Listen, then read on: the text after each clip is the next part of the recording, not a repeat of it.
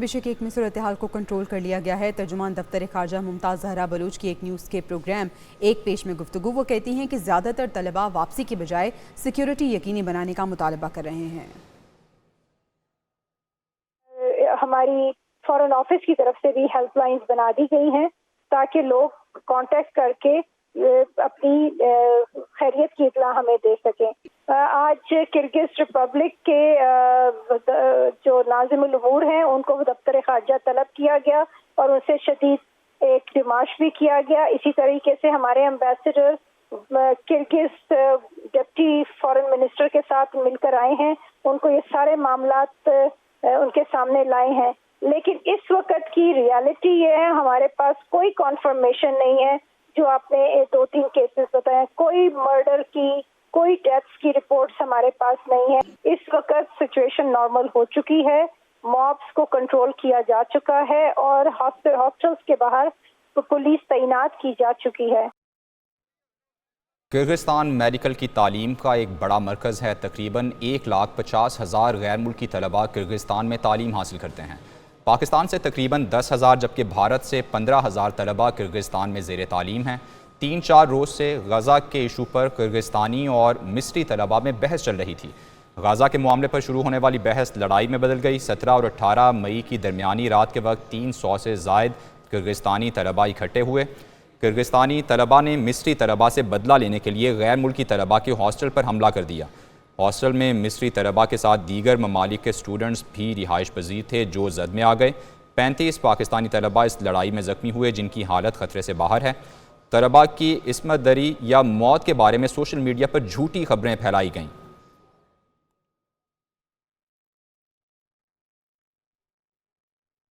की मौजूदा सूरत हाल पर इस्लामी जमीयत तलबा सरापा एहतजाज है। तलबा तंजीम की जानिब से इस्लामाबाद में किर्गिस्तान सफारत खाने के बाहर एहतजाजी मुजाहरा किया गया। मुजाहिरीन ने सफारत खाने में एहतजाजी मुरास्ता जमा करा के धरना खत्म कर दिया। मुजाहिरीन ने तनबीह की कि अगर मुतालबात पर अमल दरामद न किया गया तो दोबारा धरना दिया जाएगा। किर्गिस्तान में पाकिस्तानी तलबा तालिबात पर तशद्दुद के वाक़यात पर इस्लामी जमीयत तलबा इस्लामाबाद में किर्गिस्तान के सफारत खाने के बाहर जमा हुए। मुजाहिरीन ने कुछ देर के लिए धरना भी दिया। मुजाहिरीन का कहना था कि किर्गिस्तान में महसूर पाकिस्तानी तलबा से वालिदैन का कोई राब्ता नहीं हो पा रहा। हुकूमत मजम्मत और बयान देने के बजाय अमली तौर पर इक़दाम उठाए। मेरा भाई उधर royal metropolitan university Kyrgyzstan Bishkek में है और वो इस टाइम अकेला है। उस तक कोई भी अभी गवर्नमेंट की कोई भी रसाई मौसूल नहीं हुई, जिसकी वजह से वो आइसोलेट हुआ है। मुजाहिरीन की जानिब से किर्गिस्तान सफारत खाने के बाहर मौजूद पुलिस को एहतजाजी मरासला जमा करवाया गया। मुजाहिरीन ने वाज़ेह किया कि अगर मुतालबात को तस्लीम न किया गया तो हम दोबारा फैमिलीज के हमरा धरना देंगे। किर्गिज सफारत खाने के दोनों अतराफ के रास्तों को खारदार तारे लगाकर बंद किया गया और पुलिस की भारी नफरी तैनात की गई थी। कैमरामैन मोहम्मद अकरम के साथ शिराज अहमद शराजी, एक न्यूज़, इस्लामाबाद।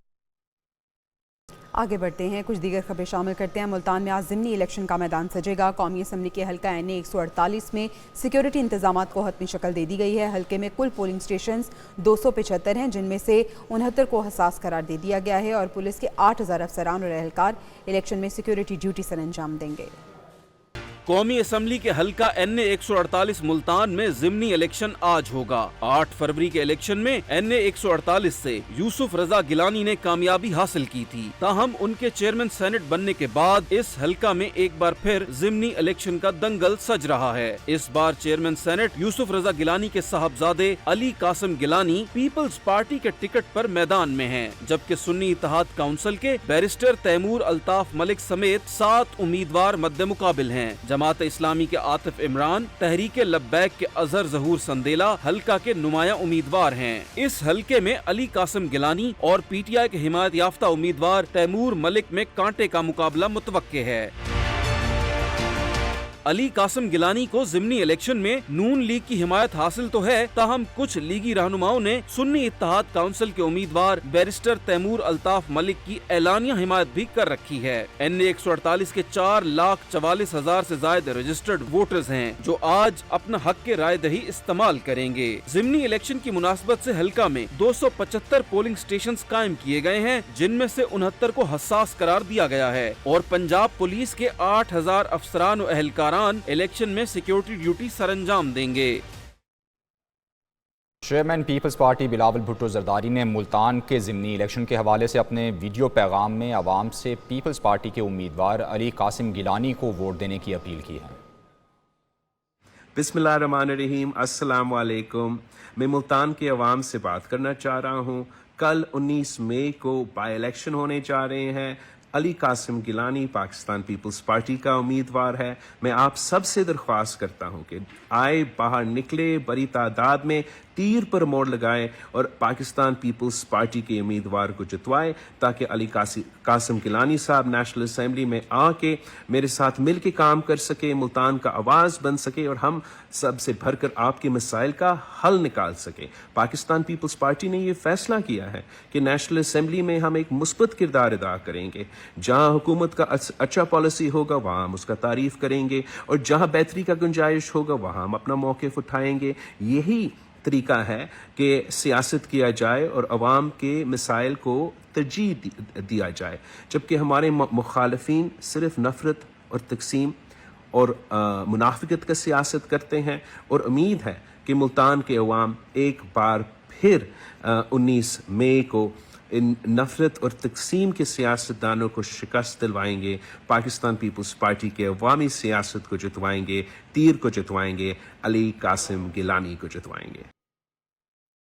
ثاقب نثار کی آڈیو میرے پاس محفوظ ہے۔ انہوں نے کہا بانی پی ٹی آئی کو لانا ہے۔ 3 افراد 25 کروڑ عوام کے منتخب نمائندوں کو گھر بھیج دیتے ہیں۔ سابق وزیر اعظم نواز شریف کا نون لیگ کی سینٹرل ورکنگ کمیٹی کے اجلاس سے خطاب۔ بولے بانی پی ٹی آئی نے پیٹھ میں چھرا گھونپا، ہماری حکومت نہ گرائی جاتی تو آج پاکستان ایشیا میں سب سے آگے ہوتا۔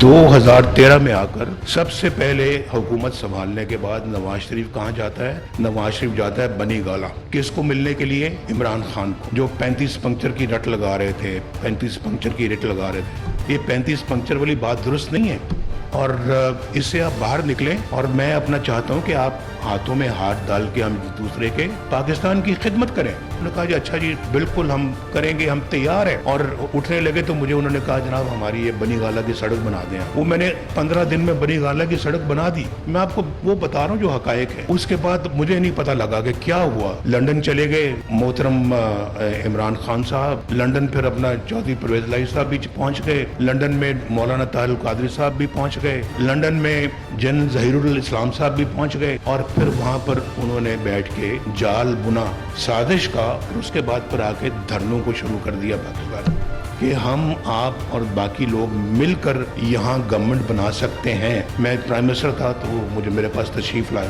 تو میں نے کہا مولانا صاحب بالکل میں آپ کی بات کا احترام کرتا ہوں، لیکن اس وقت اگر جو سنگل لارجسٹ پارٹی جو ہے کے پی کے میں وہ یہ پی ٹی آئی ہے، تو گو ان کے پاس میجورٹی نہیں ہے لیکن سنگل لارجسٹ وہی ہیں، تو ان کو بنانے دے۔ ہم میرا خیال ہے کہ یہ الزام نہ لیں اپنے سر پہ کہ ہم نے سنگل لارجسٹ پارٹی کو موقع نہیں دیا۔ آپ کو کیا اختیار ہے بھائی؟ کیا مجھے پارٹی کی صدارت سے آپ ہٹا رہے ہیں؟ اس کے بعد پھر اپنا وہ بھی نہیں، نیب کا جو جج ہے اس کو آرڈر دیا جا رہا ہے کہ 6 مہینے میں اس جعلی کیس کا فیصلہ کرے، اور جسٹس اعجاز الحسن کو اس کا مانیٹرنگ جج بنا دیا۔ تو میں یہ بھی نہیں پوچھ سکتا کہ بھی بتائیں یہ پھر جج صاحب نے کیوں استعفیٰ دیا؟ جناب چیف جسٹس بننے والے جج نے پیش وقت سے پہلے استعفیٰ دے کے وہ بھاگ گئے، کیوں بھاگے؟ پھر پوچھا تو جائے۔ جج جو تھے جو فارغ کیے گئے ہیں وہاں سپریم کورٹ کے، مظاہر نقوی صاحب، بھائی آپ نے اتنی جائیدادیں بنائی تھی، آپ نے ابھی تک کوئی قوم کے سامنے لائے نہ، کوئی مقدمہ چلنا چاہیے آپ پہ، پتہ تو لگے کہ آپ نے یہ غلط طریقے سے سارا کچھ بنایا، اور آپ کو بھی نیب کے اندر ڈالنا چاہیے، آپ بھی نیب بھگتے ہیں۔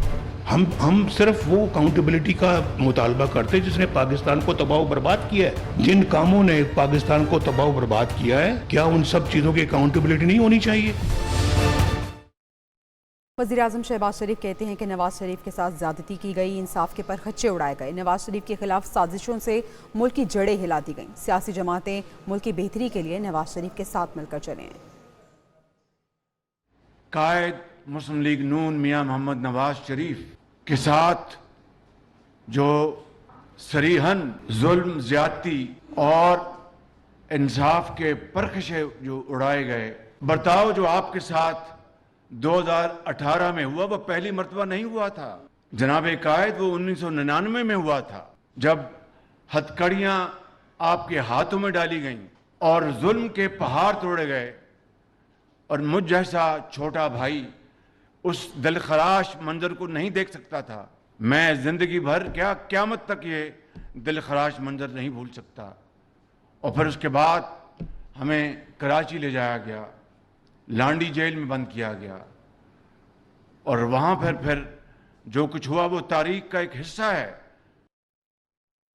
لاہور میں ہونے والے مسلم لیگ نون کے مرکزی ورکنگ کمیٹی کے اجلاس میں شہباز شریف کو پارٹی کا قائم مقام صدر بنا دیا گیا. شہباز شریف 28 مئی تک پارٹی کے قائم مقام صدر رہیں گے, جس کے بعد نواز شریف کو پارٹی کا صدر منتخب کیا جائے گا.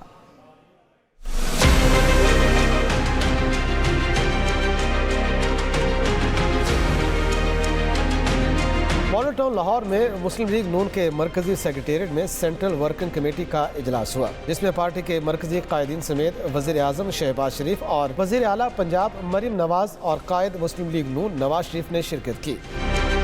اجلاس میں قائم مقام پارٹی صدر کے لیے 2 ناموں پر غور کیا گیا. ذرائع کے مطابق نواز شریف نے شہباز شریف کا نام بطور قائم مقام صدر تجویز کیا, جس کے بعد ورکنگ کمیٹی کے ارکان نے ان کے نام کی منظوری دے دی.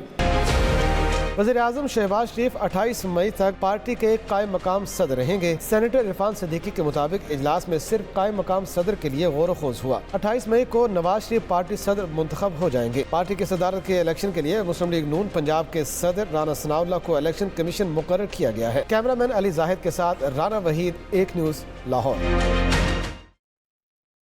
وزیر اعلیٰ خیبر پختونخوا کی وفاق کو واجبات کی ادائیگی کے لیے 15 دن کی مہلت کا بیان. لیگی رہنما رانا ثناء اللہ نے کہا کہ کے پی حکومت وہی کرے گی جو وفاق کہے گا. لیگی رہنما امیر مقام بولے علی امین گنڈا پور بدامنی اور انتشار چاہتے ہیں. میں ٹیک اوور بھی کر سکتا ہوں, پھر میں ظلم کرنے والوں پہ FIR بھی کر سکتا ہوں, میں ان کو اندر بھی ڈال سکتا ہوں, اور میں یہ آپ کو دکھاؤں گا. وزیر اعلیٰ کے پی کی وفاق پر پھر چڑھائی کا بیان. لیگی رہنماؤں کی جانب سے سخت رد عمل سامنے آ گیا. وزیر اعظم کے مشیر رانا ثناء اللہ کہتے ہیں علی امین گنڈا پور ہوائی فائرنگ کر رہے ہیں, کرنا کچھ بھی نہیں. کے پی حکومت وہی کرے گی جو وفاق کہے گا. ویسے ہی 30 بار خاں ہے, ہوائی فائرنگ کر رہا ہے, اور اس نے کرنا کچھ نہیں ہے. بالکل تابعداری کرے گا, اور جس طرح سے وفاقی حکومت معاملات کو چلانا چاہے گی اس کے مطابق ہی چلے گا. سینئر لیگی رہنما امیر مقام بولے وزیر اعلیٰ علی امین گنڈا پور صوبے میں بدامنی اور انتشار چاہتے ہیں. ان کے عزائم پہلے بھی ناکام بنائے, ابھی بھی ناکام بنائیں گے. پی ٹی آئی نے اپنے ورکرز کو ترغیب دے رکھی ہے کہ جھوٹ بولو اور الزام لگاؤ. کچھ حاصل نہیں ہو رہے ہیں, مگر وہ اپنے لیڈر کے ایجنڈے پر لگا ہوا ہے. اس کی پاکستان کے ساتھ اور اس کے ساتھ کوئی کام ہی نہیں کہ ملک سے آگے چلے. وہ کہتا ہے کہ جس طرح بدامنی ہو اور انتشار ہو, اس میں ان کا فائدہ ہے. مشیر اطلاعات کے پی بیرسٹر سیف کہتے ہیں علی امین کو عوام نے اپنی خدمت کے لیے منتخب کیا ہے. فیصل کریم کنڈی بھی وفاق سے بقایا جات کے لیے گنڈا پور کی مدد کریں. شیر افضل مروت نے اسحاق ڈار کی بطور ڈیپٹی وزیر اعظم تعیناتی چیلنج کر دی. شیر افضل مروت نے وکیل کے ذریعے اسلام آباد ہائی کورٹ میں درخواست دائر کر دی ہے. موقف اپنایا کہ اسحاق ڈار پہلے ہی بطور وزیر خارجہ کام کر رہے ہیں. ڈیپٹی وزیر اعظم کے عہدے سے آئین پاکستان ناواقف ہے. اسحاق ڈار کی بطور ڈیپٹی وزیر اعظم تعیناتی کا نوٹیفیکیشن کالعدم قرار دیا جائے. درخواست گزار کو اہم معاملہ عدالت کے سامنے رکھنے پر معاوضہ دیا جائے. سینیٹر فیصل وابڈا اور رکن قومی اسمبلی مصطفیٰ کمال کے خلاف توہین عدالت کیس کا حکم نامہ جاری ہو چکا ہے. سپریم کورٹ نے حکم نامے میں کہا ہے کہ باد النظر میں فیصل وابڈا اور مصطفیٰ کمال توہین عدالت کے مرتکب ہوئے ہیں. دونوں کو اپنے کیے کی وضاحت کا موقع دیتے ہوئے شوکوز جاری کیا جاتا ہے. سپریم کورٹ نے ٹی وی چینلز کو بھی متنبع کر دیا ہے کہ توہین آمیز مواد چلانا یا دوبارہ نشر کرنے والے چینلز توہین عدالت ہی کر رہے ہوں گے.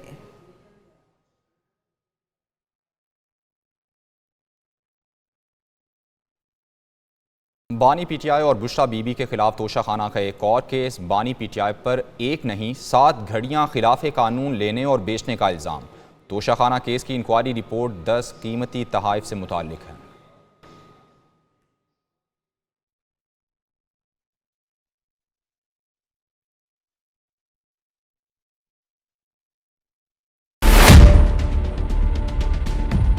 انکوائری رپورٹ کے مطابق گراف واچ، رولیکس گھڑیاں، ہیرے اور سونے کے زیورات کیس کا حصہ ہیں. تحائف قانون کے مطابق ملکیت میں لیے بغیر ہی بیچے جاتے رہے. تحائف کو پہلے رپورٹ کرنا اور توشہ خانہ میں جمع کروانا لازم ہے. ग्राफ वॉच का कीमती सेट भी रिटेन किए बगैर ही बेच दिया गया। नैब रिपोर्ट में कहा गया है कि प्राइवेट तखमीना साज की मिली भुगत से ग्राफ वॉच के खरीदार को फायदा पहुंचाया गया। तखमीना साज का तोशाखाना से ईमेल आने से पहले ही घड़ी की कीमत 3 करोड़ कम लगाना मिली भुगत का सबूत है। ग्राफ वॉच की कीमत 10 करोड़ 9 लाख 20 हजार रूपए लगाई गई। 20% रकम 2 करोड़ 1 लाख 78 हजार रूपए सरकारी खजाने को दिए गए। रिपोर्ट के मुताबिक हर तोहफे को पहले रिपोर्ट करना और तोशाखाना में जमा करवाना लाजिम है। सिर्फ 30 हजार रूपए तक की मालियत के तोहफे मुफ्त अपने पास रखे जा सकते हैं। तोशाखाना नैब इंक्वायरी के खिलाफ बानी PTI और बुशरा बीबी की दरखास्तें। इस्लामाबाद हाई कोर्ट ने दरखास्तें 24 जून को समाअत के लिए मुकर्रर कर दी। Chief justice Islamabad high court justice Aamir Farooq और जस्टिस तारिक महमूद जहांगीरी समाअत करेंगे। 15 मई को अदालत की कॉज लिस्ट मनसूख होने के बायस समाअत नहीं हो सकी थी।